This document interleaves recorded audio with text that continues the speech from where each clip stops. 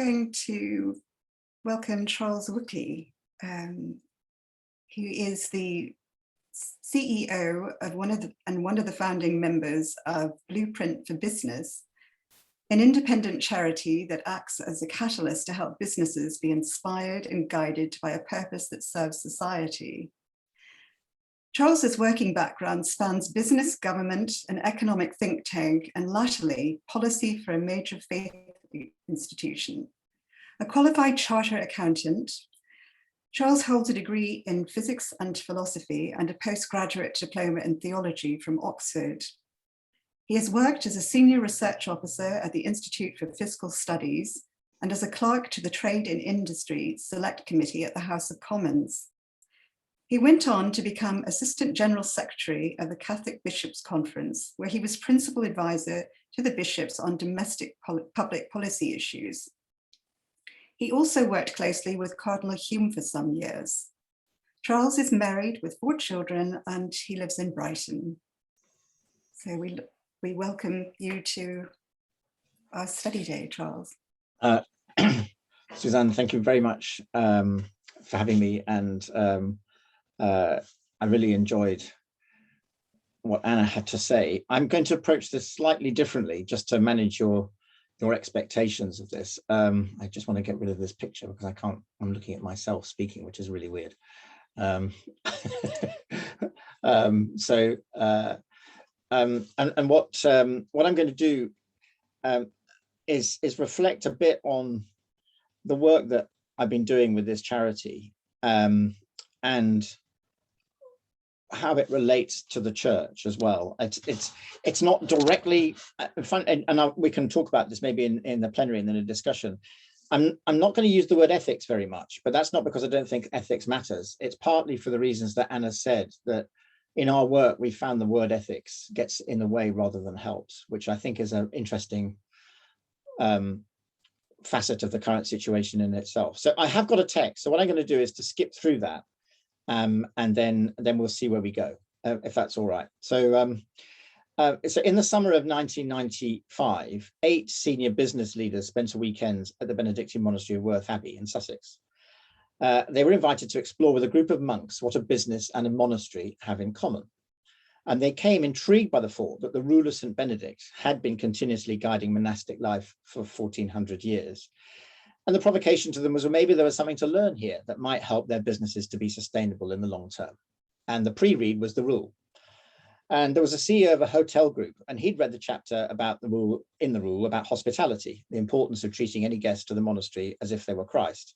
And he was very moved by this, and then reflected on the quality of genuine care and consideration for guests, which the best hotels showed, and which couldn't be faked. And then towards the end of the closing session, another business leader said, well, I run an organization, but what I've realized over this weekend is that it's also a community. And then the abbot of Worth, Stephen Ortiger, then replied, well, thank you for that. We live in a community, and what I've learned over this weekend is that there's something to be said for being organized, which is kind of a very nice reflection. So shortly before his death in 1960, one of the founders of Hewlett-Packard, David Packard, gave a speech reflecting on his company. And he said, a group of people get together and exist as an institution we call a company. So they are able to accomplish something collectively, which they could not do separately. They're able to do something worthwhile. They make a contribution to society, a phrase which sounds trite, but is fundamental. In a different plane, the church has a similar rationale. Jesus calls his disciples friends, and if anyone wanted to be one of them, they had to accept and join his other friends. They were committed to following him as a band, becoming something together that they could not accomplish alone.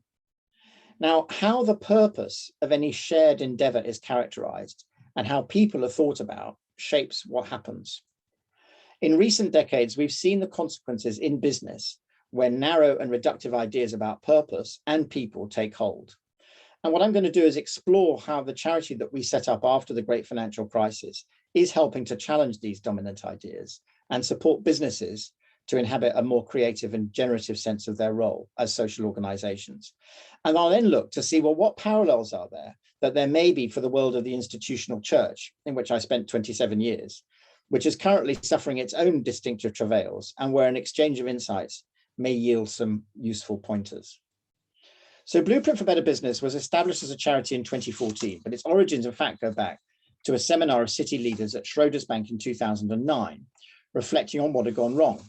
Pope Benedict had just published Caritas in Veritate, and Brian Griffiths, who was the vice chair of Goldman Sachs, rang Vincent Nichols' office and said, look, this document from Pope Benedict contains the best ethical critique of what's gone wrong. And you should use this. You need to engage with city leaders. And so we had these seminars, which remarkably drew attendance from a number of chairs of the major banks. And they were interesting. But in the following months, the city leaders' attention gradually drifted to how to restore reputation. And a city values project in 2010 started with the aim to ensure the city retains its premier status as a financial center. And as several of us pointed out at the time, this aim seemed transparently self-serving. So the logic appeared to be, we need you to trust us so that we can carry on making more money out of you. And a better starting point, a number of us suggested, would be to ask a more fundamental question. What's the point of the financial services industry? Who actually does it exist to serve? And then what needs to change if it's going to do a better job of providing that service? So the group of business leaders and others that got together to found Blueprint in 2012 became convinced that asking what the point of a business is, that is, why does it exist at all, was a necessary and timely one. And this is because the dominant answer provided by Milton Friedman over 50 years ago, which has shaped so much of business life and practice in the UK and US since then, was at the core of many of the problems. Friedman's answer was a very different one from David Packard. He said that the purpose of business is to increase its profits within law and ethical custom. And this is neither a law of physics, nor, and I'm delighted to see Eilish Farron on this, and Eilish said this at our first conference in 2012, nor is it the law of the land. In the UK, it's in fact just an idea. It's a very powerful idea, especially when combined with the thought that people are assumed to be atomized individuals motivated by money, status, and power. And put these ideas together, you align incentives, the maths all works, and people seeking no more than their self-interest will behave in a way that enables a company to maximize its profits. And these two ideas have hugely shaped the business world. And that world has become deeply scarred by a double disconnect. And the first disconnect is between business and society, and it arose when the narrow pursuit of profits allowed companies to think of themselves as apart from society, and it legitimized at its worst a failure to respect the dignity of people through unjust distribution of pay and benefits, exploiting communities, heedless damage to the environment, opposing necessary regulation, and failing to pay tax. Now, all of that has become a very familiar critique, but there's a second and deeper disconnect, less often noticed by people in business. And I think of that as a disconnect in the human heart, because we're not merely individuals motivated by self-interest, both as the wisdom traditions and empirical disciplines, such as neuroscience and positive psychology, increasingly recognize. And they point instead to three other things about what it means to be human. First, we're fundamentally relational as well as individual, with a desire to cooperate and belong, to care for others and be cared for. Second, we seek meaning and want to contribute to the world through our lives and our work. And third, we seek through work ideally to grow and gain autonomy and in some way to realize our potential. And when work frustrates these three impulses, people live divided lives. They leave part of themselves at the office door, and the human costs are evident in low employee morale and mental health problems. And the business costs include reduced commitment, productivity and innovation, and increased regulatory and reputational risk from breaches and scandals. So Blueprint was established to achieve real change in the relationship between business and society by challenging how businesses think about both purpose and people. And part of the shift was for businesses to recognize that they mostly can and should have a reason for being, which benefits society, reflected in what a business says, does, and how it does it. Profit is vital, but it's an outcome and not the purpose. That's one thing. But the other is that a business needs to recognize that it's a social organization and to care about people, whether they're employees, customers, suppliers, or communities on which the business depends. And there is this latent capacity of people to desire to commit, to provide discretionary effort, which comes from feeling that, as one of the CEOs we work with put it, they're a valued member of a winning team on a worthwhile mission. It's better for business, better society, and better for people. But it's just not easy to do this. So why is this shift so hard? And I think it's because it's both an organizational and a personal challenge. And it's also systemic. Now, organizationally, it requires a compelling narrative and thinking about your operating model and your strategy. But it also depends on how people behave and fostering a culture where each person is a someone and not a something. And this is a personal challenge because we all have choices in how we decide to show up at work, what commitment we're willing to make to others, and whether we are ourselves willing to challenge and change our own assumptions and behavior, and especially the frame of mind we bring to work. And I think this question of mindset is fundamental. There's a lovely book called The Future We Choose by Christiana Figueres, reflecting on her work in the 2015 Paris Climate Agreement. And I'll just read you a sentence from it. She says, if you do not control the complex landscape of a challenge, and you rarely do, the most powerful thing you can do is to change how you behave in that landscape, using yourself as a catalyst for overall change. All too often in the face of a task, we move quickly to doing without first reflecting on being, what we personally bring to the task, and as well as what others might. And the most important thing we can bring is our state of mind. And when he was running Marks and Spencer's in its heyday, Marcus Seif was reputedly forensic in his examination of product margins on individual lines. He would, as you would expect, be very curious when margins were too low. But he was equally curious when he thought margins were too high. Are M&S charging its customers too much or paying our suppliers too little? He had an instinctive sense of fairness where customers and suppliers would feel that they were being well served. And he wanted relationships, not transactions. And he also believed that doing that would lead to a successful long-term business, even if it didn't maximize short-term profits. And so those two things, alongside an organizational mindset and this the frame of mind here, I think what we've seen in our work, what's also needed now particularly is this systemic dimension, because the market never exists in a pure state and is always a social and cultural construct. And the UN climate change documents have described the change needed today as moving from an economic system optimized for growth and profit to one optimized for human well-being and a sustainable ecosystem. So we need growth and profit, but we need them in order to, not for their own sake anymore, but as means to these broader goals. And in a way, I think one can see purpose-led business, as we characterize that, as the way in which business contributes to, rather than gets in the way of this system shift that the world needs. Okay, so that's something about our thinking around business. So how does any of that apply to the church? Well, first of all, the church does not exist for its own sake. Its purpose, the reason for being, as Vatican II puts it, is to be a sign and symbol of the reconciliation between God and humanity achieved by the life, death, and resurrection of Christ. And it carries this mission through history as a community of people gathered together through what they say, what they do, and how they do it. But even the best foundational purpose can become obscured. When she took over as a CEO of the homelessness charity Shelter in the late 1980s, Sheila McKechnie found a highly purposeful organization that had lost its way. When I met her, she said, Charles, it should be a campaign for the homeless. It's not. It's a home for campaigners. And she had a major job to change the culture that had become self-serving. She did do that. And there are many facets to the critique of the churches over the child abuse scandals, and they are both shocking and tragic. But one fundamental aspect is the way in which many, not all, but many senior leaders thought that their duty was to the institution. They allowed themselves to think that the church did exist for its own sake, and their role was to protect the institution rather than to serve the gospel, often unthinkingly putting the good name of the church ahead of the care of victims and survivors. So a good purpose in business and in any organization always reveals the gap between the current state and what some future better world which needs to be brought into being. And it fosters an aspiration and stimulates innovation and creativity about better ways in a business case that a business can realize its purpose. And the church's true purpose constantly calls the institution to reflect on its role and work and illuminates both its shortcomings and the path ahead. And indeed, the most powerful sources of change and renewal from within the church, I think, today are coming from a reappraisal of how best to serve the gospel, recognizing in the painful exposures of the corruption of power and hypocrisy, the true seeds of spiritual freedom in humility, seeking the truth wherever it leads, and utter dependence on Christ. I mean, a related aspect of this shift noted by Christiana Figueres in the quotation I made above is the relationship between being and doing. And I had the great privilege of working for Cardinal Basil Hume as his public affairs assistant for 11 years until he died in 1999 at 75. And he'd often put his head round the door for a chat. And I recall when he was about 70, he just came in and said, "Hello, Charles, I made a decision." I said, "What's that, Father?"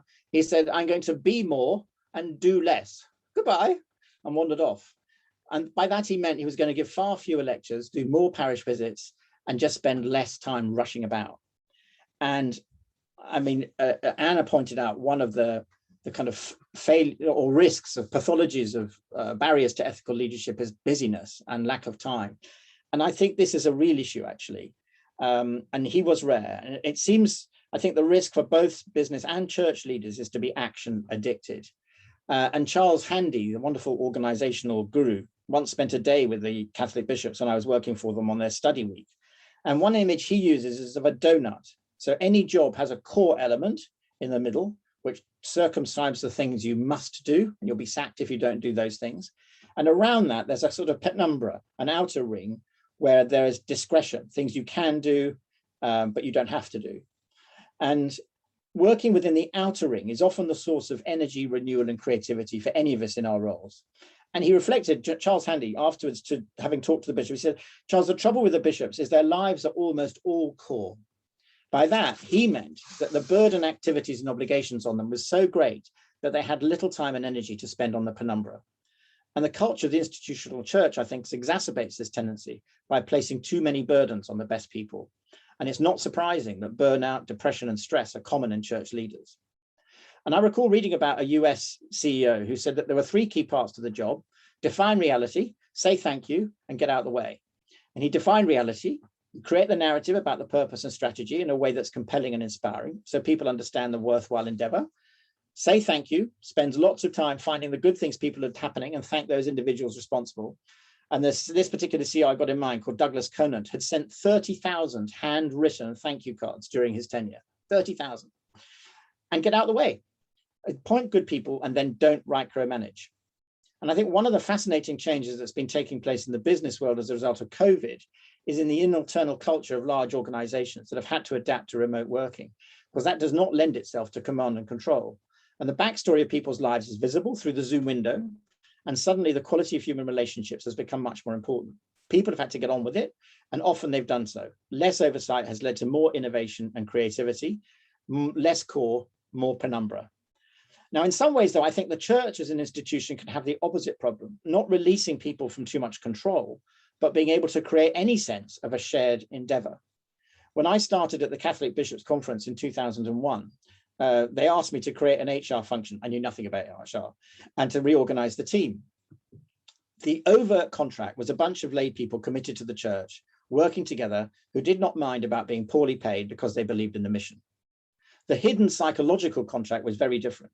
People felt undervalued because they were badly looked after and badly paid, and they were highly resistant to any challenge or suggestion of common action. They all did their own thing and would only do the things they personally cared about.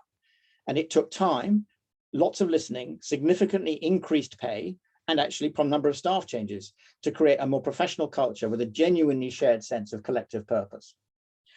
Sister Helen Alford, whose thinking has been instrumental in shaping our work at Blueprint, frequently uses the analogy of friendship to describe the common goods an organization creates.